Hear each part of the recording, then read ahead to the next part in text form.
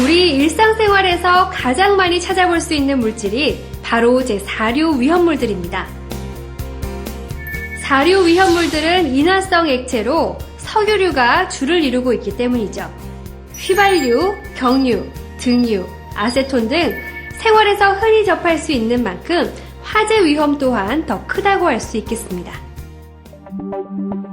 사료 위험물이 더욱 위험한 건 대단히 인화하기 쉽다는 사실 외에 공기보다 무겁고 공기가 약간만 혼합되어 있어도 연소하기 쉬운 유증기 때문입니다. 몇 가지 실험으로 예를 들어볼까요? 자, 이건 주로 여성분들이 매니큐어 지울 때 사용하는 리무버라는 제품이지만 화학약품인 아세톤과 동일한 성분으로 화재 위험성이 있습니다. 자, 화장솜을 아세톤에 적신 후 역하시험기 윗부분에 올려놓겠습니다. 그리고 역하시험기 아랫부분에서 점화원을 가하면 불이 붙는 것을 확인할 수 있습니다.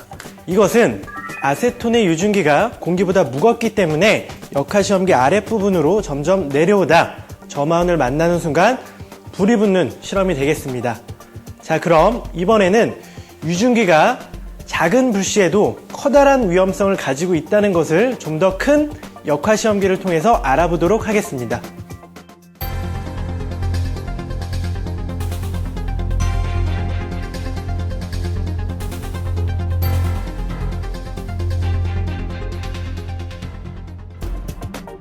빈 비커입니다. 여기에 휘발유를 채웠다 다시 덜어내겠습니다. 이쪽 비커엔 아무것도 채우지 않았습니다. 그렇다면 공기만 채워져 있겠죠. 자, 그럼 두 비커에 점화원을 가해 보겠습니다.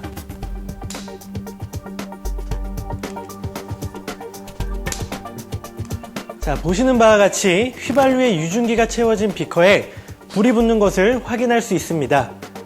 눈에 보이진 않지만 유증기의 위험성을 확인할 수 있는 실험이었습니다.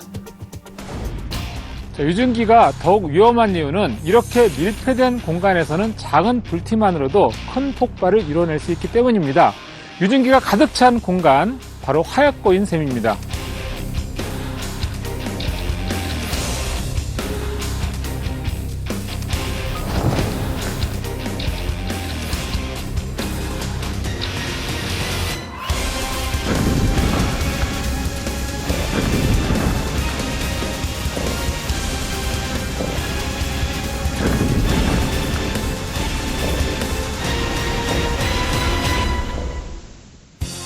자, 이처럼 사료 위험물은 작은 스파크나 정전기에도 쉽게 폭발할 수가 있습니다. 특히 요즘에는 셀프 주유소를 이용하시는 분이 많은데요. 더욱더 유의하셔야 되겠습니다. 주유 중에는 눈에 보이지 않는 유증기가 안개처럼 새어나와서 정전기 불꽃이 튀게 되면 폭발할 위험성이 있기 때문입니다. 자, 윤활점이 낮은 사료 위험물 또한 굉장히 위험합니다. 실험으로 한번 확인해 보도록 하겠습니다. 자, 지금 여기 한쪽은 등유를 준비했고요. 다른 한쪽은 휘발유를 준비했습니다. 자, 유증기에 불을 한번 붙여보도록 하겠습니다. 자, 등유 쪽에 넣습니다. 자, 그리고 이번에는 휘발유 쪽에 성냥불을 넣어보도록 하겠습니다. 자, 등유에는 불이 붙지 않고 휘발유에는 불이 붙었습니다. 등유는 인화점이 50도가 넘어가고 휘발유는 인화점이 마이너스 43도이기 때문입니다.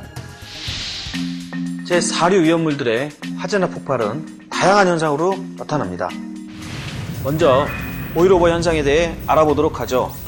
원유나 중진류와 같이 끓는 점이 다른 성분을 가진 유류의 저장 탱크에 화재가 장시간 진행되면 유류 중 가벼운 성분이 먼저 유류 표면층에서 증발하여 연소되고 무거운 성분은 계속 축적되어 상부의 층을 이루게 되는데 이를 연료층이라 합니다. 이 연료층은 화재 진행과 더불어 점차 탱크 바닥으로 내려가게 되는데 이때 탱크 하부의 수분이 이 뜨거운 연료층의 온도에 의해 수증기로 변하면서 급작스러운 부피 팽창이 이루어지게 되죠. 부피가 팽창되면서 상층의 유류가 불이 붙은 채로 탱크 밖으로 분출하게 됩니다. 이러한 경우를 바로 보일오버 현상이라고 하죠. 이 보일오버는 탱크 화재 시 가장 위험하고 경계해야 할 현상이기도 합니다. 다음 슬로브 오버 현상에 대해 알아보도록 하죠. 점성이 큰 중진류와 같은 유류에 화재가 발생하면 유류 표면의 온도는 물이 끓는 온도 100도 이상으로 높아지게 됩니다. 이러한 고온층의 표면에 소화 작업으로 물이 주입되면 물이 급격히 증발하게 되는데요. 이때 그 부피 팽창 또한 급격히 일어나 불이 붙은 유류와 함께 탱크 밖으로 분출되는 현상을 바로 슬로브오버라고 합니다. 이 슬로브오버 현상은 유류 화재 시 물이나 포소와 약재를 방사할 경우 발생할 수 있는 현상입니다. 이제 블레비 현상에 대해 알아볼까요? 휘발유와 같이 인화점이나 비점이 낮은 인화성 액체가 가득 채워져 있지 않은 저장 탱크 주위에 화재가 발생하여 탱크 벽면이 장시간 화염에 노출되면 탱크는 물론 내부 액체의 온도가 상승하게 됩니다. 이때 액체가 차 있지 않은 탱크의 윗부분의 온도는 매우 상승하여 재질의 인장력이 약해지고 탱크는 내부 압력을 견디지 못하고 파열되지요. 저장 탱크 윗면이 파열되면 탱크 내부의 압력은 급격히 감소되고 이로 인하여 탱크 내부의 액체는 폭발적으로 증가하게 되는데요. 이 폭발적인 증발력에 의해 액체 및 탱크의 조각과 부속품 등이 날아가게 되는데 이러한 현상을 블레비 현상이라고 합니다. 우리가 살펴봐야 할 화재, 폭발 현상이 더 남았습니다. 먼저 액면 화재라고도 불리는 풀파이어 현상부터 알아볼까요? 개방된 용기에 휘발유, 등유, 경유와 같은 사료 현물이 저장된 상태에서 그 유증기에 불이 붙게 되어 발생하는 화재를 바로 액면 화재, 풀파이어 현상이라 합니다.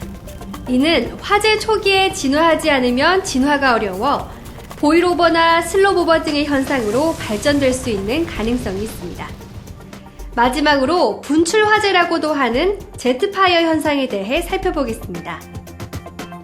제트파이어 현상은 사료 위험물을 이송하는 배관이나 저장하는 용기로부터 위험물이 빠른 속도로 누출될 때 점화되어 발생하는 난류 확산형 화재로 이로 인한 복사열로 인해 막대한 피해를 입게 되는 화재 현상이기도 합니다.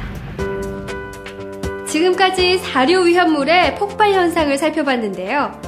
이 사료 위험물들의 화재 특징도 알아두실 필요가 있습니다. 유동성 액체이므로 연소의 확대가 빠르고요. 증발 연소함으로 불티가 나지 않습니다. 또 인화성이므로 풍화의 화재에도 인화되죠. 사료 위험물들은 화기 등에 의해 인화될 위험이 매우 크므로 화기 관리를 철저히 하고 직사광선을 피해 통풍이 잘 되는 곳에 보관해야 합니다. 또한 정전기 발생에 유의하고 정전기를 예방할 수 있는 안전조치를 취해야 한다는 점 또한 다시 한번 유의하시기 바랍니다.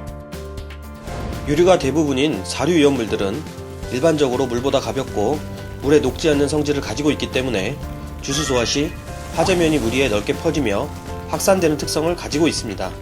따라서 소량의 누설이나 작은 액면의 화재에는 분말 또는 이산화탄소 소화 약제 등을 이용한 질식 소화 방법이 적합하며 대량의 경우에는 호소화 약제에 의한 질식 소화가 효과적이라는 점을 기억해 두셔야 합니다.